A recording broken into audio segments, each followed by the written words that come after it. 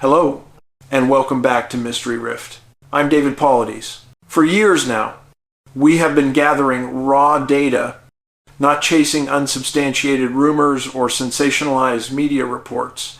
We have focused solely on the verifiable facts surrounding people who vanish without a trace in the North American wilderness. What we have discovered is profoundly unsettling. These cases are not random accidents or simple search and rescue failures. They follow persistent, repeating patterns.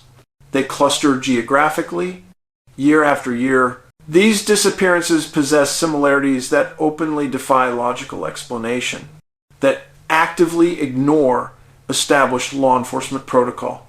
And sometimes, they seem to contradict the very laws of physics we depend upon in the natural world. Some of you out there watching, you're the faithful villagers I talk about, the ones who pay close attention to the details, the ones who are willing to connect the obscure, faint dots between seemingly unrelated cases. I have been reading your letters, and they consistently provide crucial, sometimes ancient, context to these impossible modern-day cases. You are bringing forgotten knowledge to the forefront of this mystery. I want to highlight a key and chilling insight from one of your recent letters. This villager brought up ancient religious texts, specifically the Jewish texts of the Talmud and the Midrash. These texts spoke of a bizarre place where heaven and earth kiss each other, or, even more strangely, windows in heaven. The hypothesis they presented was immediate and compelling. Perhaps our missing 411 cluster zones are just that. Areas where dimensions overlap and the laws governing movement are temporarily suspended. Perhaps these windows are only temporarily accessible. They open and close without warning. Think of it as a metaphysical revolving door between worlds, where something is briefly allowed in or violently pushed back out onto a search grid. Keep that chilling thought of dimensional rifts in your mind. As we dive into today's two main historical cases, they are critically linked by a strange, precise temporal window that occurred in 1907.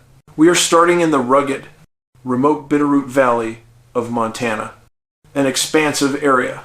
I have personally investigated extensively for the missing 411 phenomena. This is the case of George Loftus, a successful, rugged outdoorsman, skilled hunter, and a smart local businessman. He vanished on November 7, 1947, in the vast Sapphire Mountains. George told his wife, Sue, he was going elk hunting near a spot called Bald Top. He was an expert hunter, knew the land intimately, and was fully expected back the very next day. When he failed to return, 150 local residents, all experienced woodsmen, immediately organized to search the mountainside. They searched for 6 exhaustive days straight, calling his name across the deep canyons. They found absolutely nothing. No broken branches, no signs of a struggle. No tracks, and no evidence of an animal encounter. George Loftus simply dissolved into the thin, cold mountain air. His body was never located. This Montana cluster is documented to be rife with strangeness. A separate, credible letter I received from a hunter near this exact area spoke of seeing a transparent, shimmering entity chasing a large herd of elk up the mountainside. You have a known hunter vanishing without a trace, and a credible witness reporting an inexplicable, translucent figure in the very same remote range, just decades apart. Did George Loftus stumble into one of those lethal windows mentioned in the ancient texts? Now, let's jump across the country and back in time, over 1,000 miles, to the second case. A boy known only as Galena. This boy, estimated to be maybe 3 years old, went missing on July 22. 1907, in Cerrillos, New Mexico. The area was characterized by extreme heat, dryness, and brutal terrain. The initial search was immediate and overwhelming. 500 trained searchers, including bloodhounds, combed the incredibly hot, dry, and rugged mountains around Cerrillos for 5 days straight. 22. Consider the odds of survival. 5 days, no water, no food, 100-degree heat. Survival is nearly impossible for a grown man, let alone a small toddler. Then, on July 27th, Galena was found, the location, face down on a dirt road 3 miles from his home. Here is the undeniable missing 411 signature. Every newspaper article stated that searchers believed this young child had somehow walked 25 miles to get to that spot. That is an impossible distance traveled for a 3-year-old. The other critical detail is the final placement.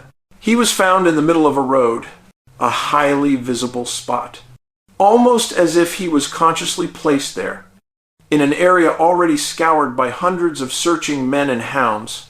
The Galena case date is July 22, 1907.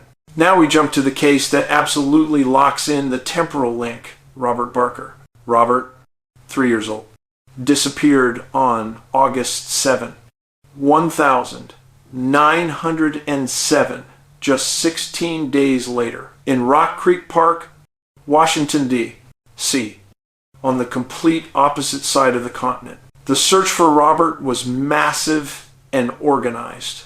Police, camp staff, and eventually the U.S. Cavalry Troop F from the 13th Cavalry from Fort Myer were called in. They formed a meticulous skirmish line with men 4 feet apart to sweep the entire park inch by inch, yet they found nothing after searching through a torrential thunderstorm. Then, on the morning of August 9th, a soldier spotted something behind a large log. It was Robert Barker. The missing 411 signature. Part 2, Robert was found a mere quarter-mile from his camp, only 60 feet off a main trail.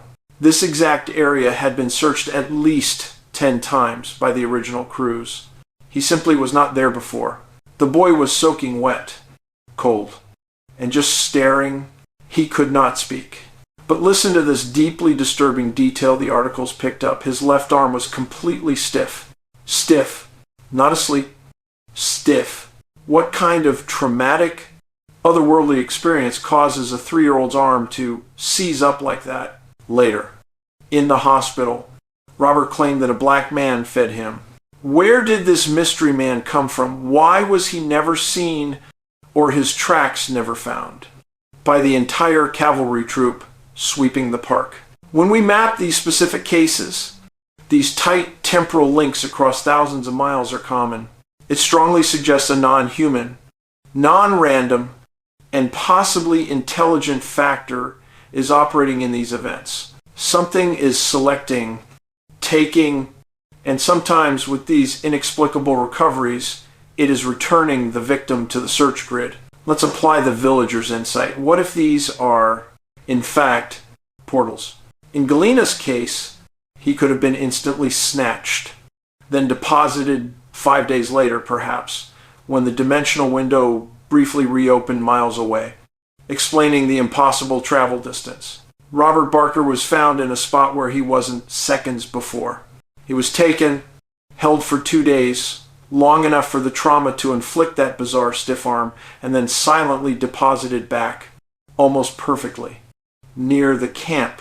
This aligns perfectly with those reliable Bigfoot accounts we document, where people hear a creature move through thick deadfall without making a sound. Nothing in our known physics can achieve that level of silent movement in that terrain.